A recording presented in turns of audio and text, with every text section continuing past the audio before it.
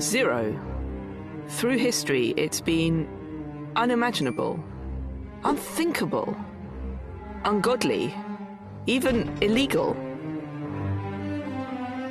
It emerged and travelled and disappeared and was banned and re-emerged repeatedly through centuries. Zero was controversial to the church because it was thought of as devil's work. When we say today, "Oh, you're naughty," naughty is descended from naught.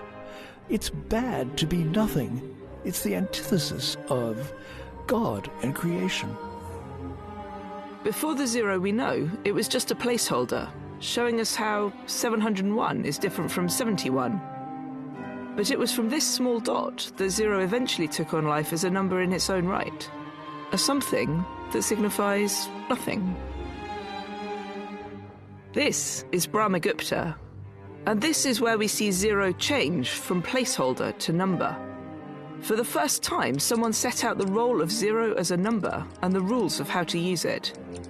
His depth of mathematical insight was extraordinary, but even Brahmagupta struggled to make sense of division by zero, as would many generations who followed.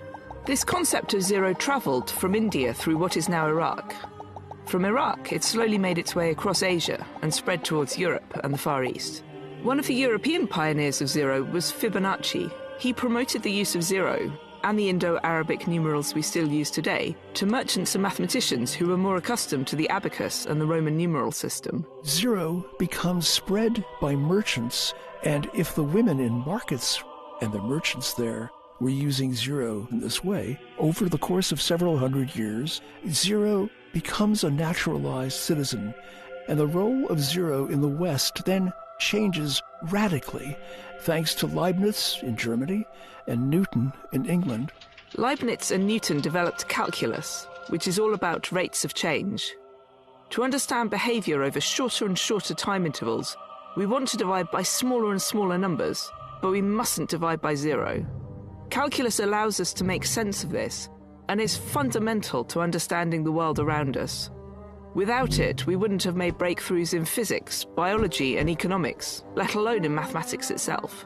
In 1948, Claude Shannon did his bit for the modern world by developing a mathematical theory of communication that relied on, well, the bit, a binary digit that's 0 or 1.